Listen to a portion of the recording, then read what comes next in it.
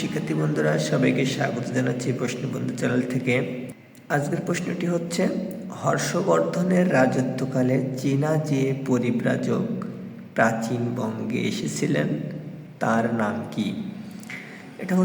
এটা আমরা যত পরিব্রাজক এই ভারতবর্ষে এসেছিল তাদের নামগুলো আমরা একটা বাক্যে মনে রাখতে পারি। সেগুলো হলো মৌর্য মেঘা দ্বিতীয় চন্দ্রফা হর্ষহিউ ইবনে ফখর গিয়াসের মা। আমি যদি আরেকবার বলি যে মৌর্য মেঘা দ্বিতীয় চন্দ্রফা হর্ষহিউ ইবনে ফখর গিয়াসের মা, তাহলে আমাদের এখানে হচ্ছে হর্ষবর্ধনের সময় কোন যে পরিব্রাজক এই প্রাচীন বঙ্গে এসেছিল, তাহলে হর্ষ এটাই আছে।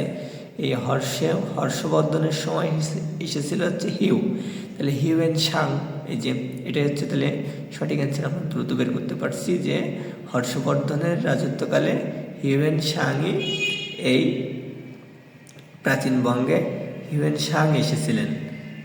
তাহলে এখন প্রশ্ন হচ্ছে, মাহুয়ান কখন এসেছিল? গিয়াসউদ্দিনের শাসনামলে মাহুয়ান এসেছিল। এই যে ফাহিয়ান কখন এসেছিল? দ্বিতীয় চন্দ্রগুপ্তের সময় ফাহিয়ান এসেছিল। আর হচ্ছে ইবনে বতুতা কখন এসেছিল? এই যে ইবনে ফখরউদ্দিন মোবারক শাহের সময় ইবনে ফখর এই প্রাচীন বঙ্গে এসেছিল। লাইক, কমেন্ট, শেয়ার এবং সাবস্ক্রাইব করে সবাই চ্যানেলের পাশে থাকবেন। ধন্যবাদ সবাইকে।